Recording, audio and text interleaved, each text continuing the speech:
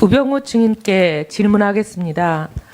측근 길이를 파악하고 대통령의 측근입니다. 비리를 파악하고 대처하는 거 민정수석의 업무입니까 아닙니까? 업무입니다. 업무이죠. 예. 그런데 어떻게 증인은 아까 여러 의원님들의 질문에 대한 답변으로 증인 본인은 민정수석으로 있으면서도 최순실 사건을 조사한 적도 없고 대통령께 보고한 적도 없다 이렇게 말씀하셨습니다. 이 증언이 사실입니까? 예. 그렇다면 증인의 말을 믿는다 하더라도 명백히 범죄를 한 겁니다. 뭐냐, 민정수석 업무 중에 가장 중요한 것을 하나도 안 했다는 거예요. 모를 수가 없습니다. 왜냐하면 지난 3, 4월서부터 이 최순실 사건은 시끄러웠기 때문에 청와대 수석 비서관 회의에서도 모 씨가 너무 시끄러우니까 이걸 조사하자라고 얘기한 걸로 저희들이 제보를 받고 있고요. 그거 아니더라도 8월 달부터 7월 달 말부터는 온 언론이 모든 대한민국이 다 최순실로 시끄럽습니다. 최순실 말고는 아무것도 지금 얘기가 되지 않는 상황이에요. 그리고 국정감사에서 국회에서 이 최순실 비리를 캐내겠다, 파헤치겠다. 그래서 최순실 차은택을 국감 증인으로 채택을 했는데 새누리당 친박 의원 몇 명이 그걸 몸을 던져서 막아가지고 국회가 마비가 되고 온 나라가 이 나라를인데 어떻게 민정수석이 최순실 사건에 대해서 파악도 안 해보고 사건을 조사도 안 하고 대통령께 보고도 안 했다고 말씀을 하십니까? 민정수석으로서는 자격이 없는 게 아니라 이거는 형법 122조 위반이에요. 형법 122조 검사 출신이시니까 잘 알고 계실 겁니다. 뭐죠? 전문까지는 모르는데 말씀해 주시면. 민정수석의 직무를 안 한 겁니다. 직무유기 이거 굉장히 심각하고 중대한 위반 사항입니다. 122조 위반으로 이 본인에 대해서 우리가 위원회에서 이거는 특감에도 넘기고 고발 조치도 해야 된다고 생각합니다. 본인의 저 말씀이 위증이 아니라 위증으로 처벌받거나 아니면 122조 직무유기로 처벌받으십니다. 그다음에 지금 계속 아니라고 부인을 하고 계시는데 최순실 사건의 대응 문건 10월 17일 전후에 만들었던 문건, 이건 민정수석실의 문건이 거의 확실합니다. 검찰도 그렇게 보고 있고 얘기했습니다. 대통령 지시로 만들었죠? 대응 문건이라는 게 뭘 말씀하시는 건지. 뭔 말씀이냐면 10월 17일 날 최순실 사건에 대해서 JTBC가 이성한 사무총장, 재단의 사무총장이 재단의 회장은 최순실 씨다. 라는 폭로를 하고 나자마자 뭘 만드셨냐면 여기에 여러 가지 나옵니다. 지시사항에 대해 검토해보니 아니 민정수석실에서 문건을 만들면서 지시사항에 대해서 검토해보니 말씀하신 것을 검토해보니 이건 대통령밖에 없습니다. 대상이. 그렇게 얘기하면서 뭐라고 얘기하냐면 법적 문제가 없으니 전면 부인하라. 아니 전면 부인하라. 예를 들면 진짜 이게 문제가 안 되고 관련이 없으면 두 재단이 아무 관련이 없다고 지금 전면 부인하라라고 여기에 대응 문건에 나와 있어요. 진짜 미르재단과 K스포 재단과 대통령과 아무 관련이 없으면 전면 부인하라는 지시를 왜 드립니까? 이거는 관련이 있으니까 전면 부인하라는 위증교사, 은폐, 사실 은폐, 조작을 하신 거죠.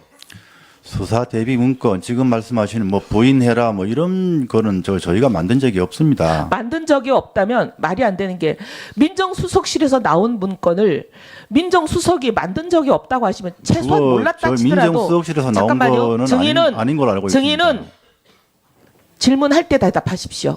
예.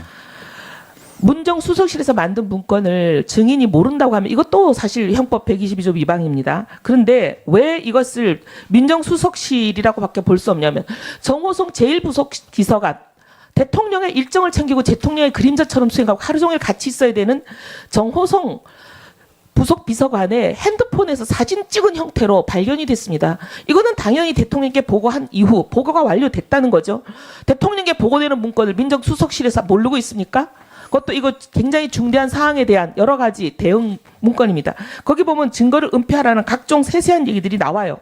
그리고 문제는 대통령이 이 문건대로 바로 며칠 후에 그대로 실행하셨다는 게 더 이 문건이 사실상 민정수석실에서 작성됐다는 것을 증거로 보여주고 있습니다. 뭐라고 얘기하냐면 수석 비서관 회의라든지 이런 데서 대통령이 직접 입장을 전달해야 된다.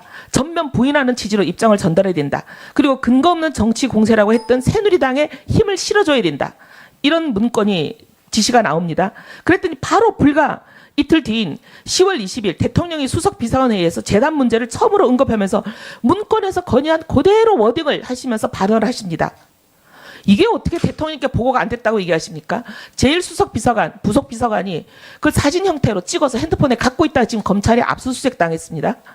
그리고 그 내용에 보면은 통화 내역, 문자, 카카오톡 대화 내용, 녹음 파일, 휴대전화의 모든 자료들은 문제가 될 수 있다. 지우라고 얘기하는 거예요. 삭제하라고. 이게 바로 증거인멸을 지시 교사하고 있는 거 아니겠습니까? 지금 우병우 정의는 여기 와서 무조건 모른다고 얘기해서 국회에서 위정 혐의로 처벌받는 것은 다른 모든 범죄 사실이 인정됐을 때 받는 처벌보다 약하다. 지금 이렇게 나름대로 비교해서 계산을 하시는 것 같은데 국민 앞에 위증한 거는 제일 엄중한 죄입니다. 그다음에 또 다른 문건 10월 22일에 작성된 문건. 이거는 최순실 사건을 검찰이 수사하고 있던 당시입니다. 그런데 바로 전날 검찰에 소환돼서 진술을 하고 온 핵심 참고인들의 진술이 그대로 담겨 있어요. 검찰도 이걸 뭐라고 얘기하냐면 이렇게 얘기하고 있습니다. 세세한 거 하나까지 모두 다 실시간으로 수사 상황에 대해서 보고를 받고 있고 그 수사 상황에 따라서 청와대가 어떻게 하라는 대응 문건이며 이것은 명백한 직무유기 또는 직무유기뿐만이 아니라 권리행사 방해죄에 해당한다고 지금 얘기하고 있습니다. 123조 형법 123조 위반이라고 얘기하고 있어요. 정말 몰랐다고 또 답하실 겁니까? 아니 그 지금 말씀하신 두 가지 문건은 저희가 정말 작성한 적이 없습니다. 작성한 적이 없다면 아까 말씀드린 대로 민정수석실에서 작성되고 있다든지 왜냐하면 이게 지금 특별감찰반에서 압수수색하는 과정에서 이게 문건이 확보가 됐습니다. 아닙니다. 검찰이 민정수석실을 압수수색해가지고 나온 문건인데 그걸 민정수석실에서 작성한 적이 없다. 나는 모른다. 정호성 비서관 핸드폰에서 그거는 나왔다고 첫 번째 문건이고요. 예. 두 번째 문건이요.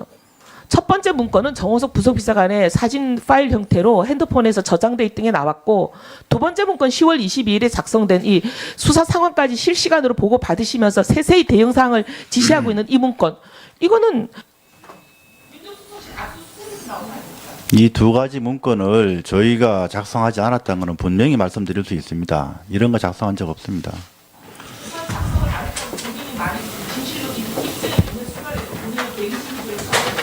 아니 뭐 이게 제 말이 거짓말이면 뭐 어떤 식으로도 처벌받아 좋습니다만은 이거 만든 적이 없습니다. 예?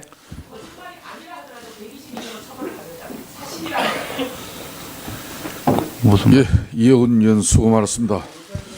그 우병우 정인 형법 122조는 공무원이 정당한 이유 없이 직무 수행을 거부하거나 예. 또 그 직무를 유기함으로써 발생하는 범죄입니다. 범죄. 예. 그러니까 최순실을 몰랐다고 해서 범죄 사실이 전부 소멸되고 없다는 게 아니다는 걸 분명히 밝혀드립니다.